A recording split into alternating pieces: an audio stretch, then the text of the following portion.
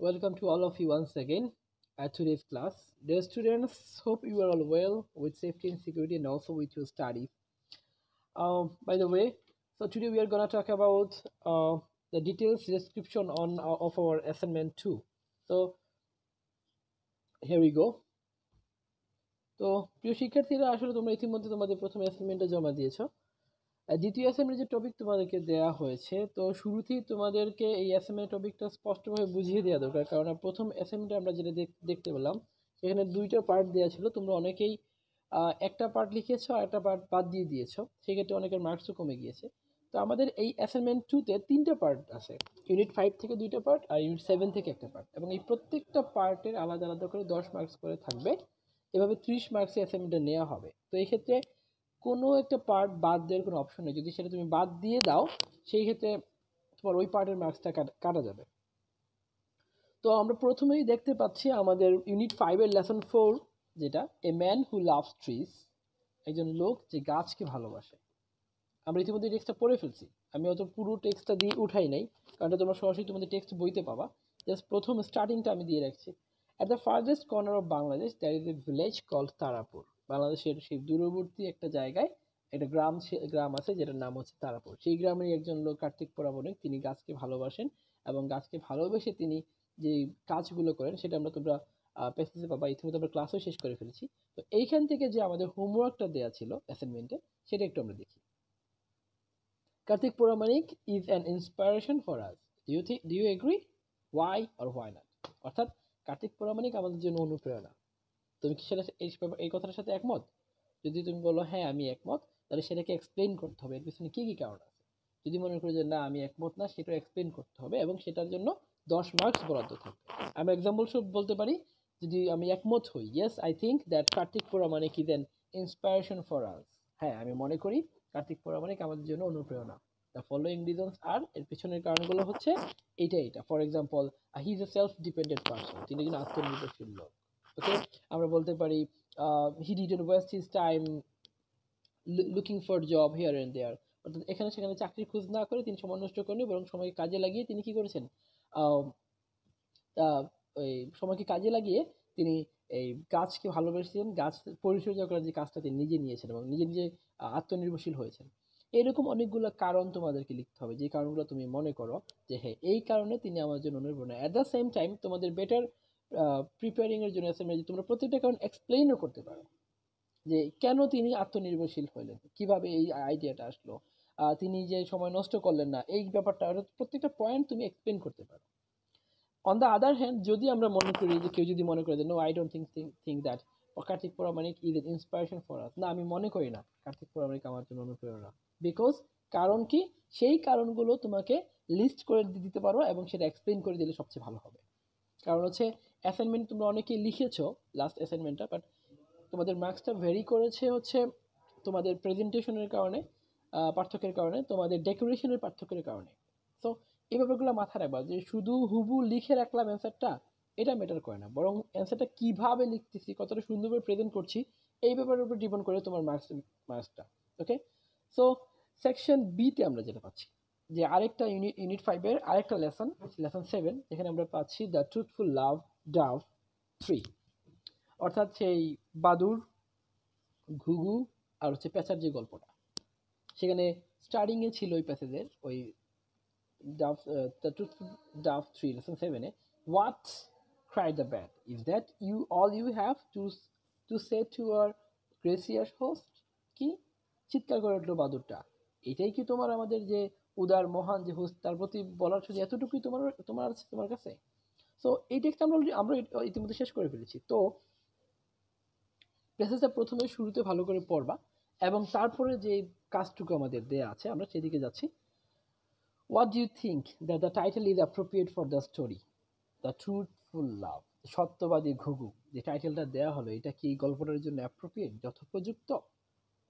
তুমি যদি মনে করো ইয়েস, তাহলে তুমি একদম অ্যান্সারটা এভাবে শুরু করতে হবে, I think that the title is appropriate for the story the truthful love. হ্যাঁ আমি মনে করি এই সত্যবাদী ডাব যে ঘুঘুর এই গল্পটার নামকরণটা যথার্থই হয়েছে, because there are some logical and factual reasons behind that, এর পিছনে কিছু যুক্তিসঙ্গত এবং বাস্তব কিছু কারণ রয়েছে। দ্য রিজনস আর ফলোয়িং, এই কারণগুলো নিম্নরূপ। এখন তুমি 1 by 1 কারণগুলো দিবা, এট দ্য সেম টাইম তুমি সেটাকে এক্সপ্লেনও করতে পারো। যেমন তুমি বলতে পারো the dove is true to is word, অর্থাৎ এই ঘুঘুটা সে সত্যবাদী, his dove is truthful. Okay, আর কি কারণ থাকতে পারে যে the dove doesn't like flirting, okay, fluttering. So এই ঘুঘুটা কখনো তোষামত করা পছন্দ করে না, দ্যাটস ওয়াই এটার নাম ট্রুথফুল লাগছে। এইভাবে প্রত্যেকটা পয়েন্ট, প্রত্যেকটা কারণ তুমি কি এক্সপ্লেন করতে পারবা, সেটা তোমার জন্য ভালো মার্কস পেতে সহজ হবে। অনেকে তোমরা আমি দেখলাম যে লাস্ট অ্যাসাইনমেন্টে অনেকে তোমরা জাস্ট একটা রেসিপি, ফর এক্সাম্পল সেটা পুডিং হতে পারে, সেটা খিচুড়ি হতে পারে, তোমরা জাস্ট একটা প্যারাগ্রাফের মতো বা একটা কম্পোজিশনের মধ্যে করে লিখে রেখেছো।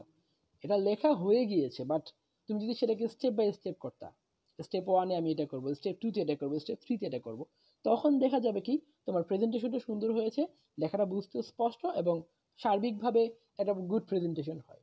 এখন সিমিলারলি এই অ্যাসাইনমেন্টে তোমাদের এই কাজগুলো করতে হবে, যে পয়েন্ট দিয়ে দিয়ে লিখতে হবে, স্টেপ বাই স্টেপ লিখতে হবে, এতে করে তোমার প্রেজেন্টেশনটা সুন্দর হবে। লাস্ট যে পার্টটা আমাদের রয়েছে সেটা হচ্ছে ইউনিট 7-এর লেসন 4 থেকে, রিভার জিপসিস ইন বাংলাদেশ 2। এখানে দুইটা পার্ট ছিল রিভার জিপসিস, দ্বিতীয় যে চ্যাপ্টারটা সেটা স্টার্টিংটা এরকম ছিল, river gypsies in Bangladesh are having various problem. বাংলাদেশের যে যাযাবর যারা, বেদে সম্প্রদায় যারা, তারা অনেক সমস্যার সম্মুখীন আছে, তারা অনেক সমস্যা ফেস করছে। সো এই প্যাসেজটা সিমিলারলি পুরোটা ভালো করে পড়বে। পড়ার পরে তোমাদের যে কাজ সেটা হচ্ছে imagine there is a boat school in your area to teach river gypsies children. মনে করো তোমার এরিয়াতে একটা বোট স্কুল আছে, ভাসমান বিদ্যালয় আছে, যে বিদ্যালয়ে এই বেদে সম্প্রদায়ের বাচ্চাদেরকে, শিশুদেরকে কি করা হয়, শেখানো হয়, শিক্ষা দেওয়া হয়। এখন তোমার কাজ হচ্ছে write a paragraph about how you can help the gypsy children with learning. তোমার প্যারাগ্রাফ লিখতে হবে তুমি কিভাবে এই বেদে সম্প্রদায়ের শিশুদের পড়াশোনায়, তাদের শিক্ষার অগ্রগতিতে তুমি কিভাবে সহযোগিতা করতে পারো, এইটার উপর নির্ভর করে, বেস করে তোমাকে প্যারাগ্রাফ লিখতে হবে। এখন প্রথমত যে প্যারাগ্রাফ লিখতে গেলে আমরা যেটা জানি যে প্রথমে একটা টাইটেল থাকবে। হ্যাঁ, অবশ্যই একটা প্যারাগ্রাফের টাইটেল থাকবে, একটা টপিক সেন্টেন্স থাকবে, যে সেন্টেন্সটা আসলে মিন করবে যে এই সেন্টেন্সটা কি নিয়ে লেখা। তোমাদের সুবিধার্থে আমি কিছু প্রশ্ন দিয়ে রেখেছি, এই প্রশ্নগুলো তোমরা ইনক্লুড করবা, পাশাপাশি নিজেদের যে মতামত, নিজেদের যে চিন্তা ভাবনার যে বিস্তৃতি বা সৃজনশীলতা, সেটাও তোমরা এখানে ফ্লোরিশ করবা। এই প্রশ্নগুলো অ্যান্সার দিলে তোমাদের জন্য প্যারাগ্রাফটা গোছানো এবং লেখাটা সহজ হবে। আমরা 1 by 1 প্রশ্নগুলো দেখি।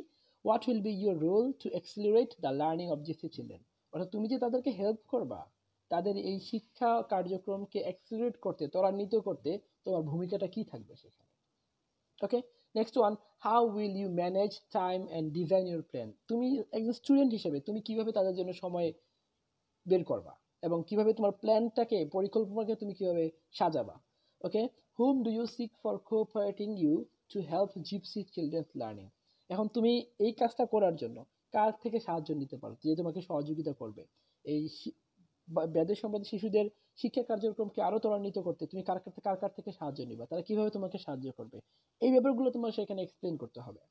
How will you interact with gypsy children, একটা ব্যাপার স্পষ্ট যে যারা তারা ভিন্ন সম্প্রদায়ের লোক, তারা ভিন্ন লাইফস্টাইলের লোক, তো তাদের যে শিশুদের যে একটা সাইকোলজি, সেটা কিন্তু আমাদের মেইন স্ট্রিমের শিশুদের সাইকোলজির মতো না। তো সেই ক্ষেত্রে নতুন একটা পরিবেশে, নতুন একটা সম্প্রদায়ের লোকের সাথে, বাচ্চাদের সাথে কিভাবে তুমি ইন্টারাক্ট করো, তাদের কমিউনিকেশন কিভাবে করবা, how can you be friendly with them, এই ব্যাপারগুলো সেখানে নিয়ে আসতে হবে।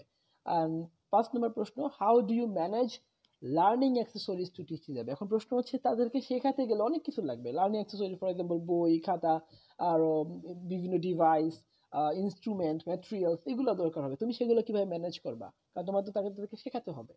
ওকে, সো এই জিনিসগুলো এক্সপ্লেন করবা। And finally, what is your expectation regarding teaching gypsy student. এখন তাদেরকে শেখাইতে গিয়ে বা শেখানোর পরে তোমার প্রত্যাশা কি, তারা কোন জায়গায়, তাদেরকে কোন জায়গায় তুমি নিয়ে যাবা, বা তাদের এই শিক্ষা কার্যক্রম কতদূর অগ্রসর হবে, এই তোমার এক্সপেকটেশনটা কি।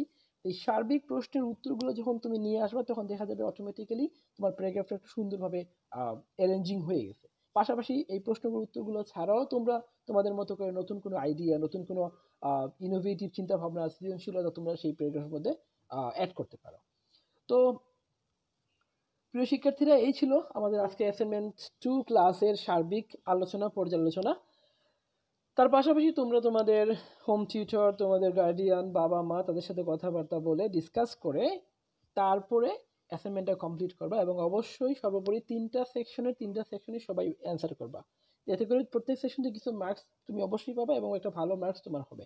কিন্তু যদি কোনো একটা সেকশন বাদ দিয়ে দাও সেই ক্ষেত্রে কিন্তু তোমার ভালো মার্কসটা অটোমেটিক্যালি কম হয়ে যাবে। তো hope for the best, guys.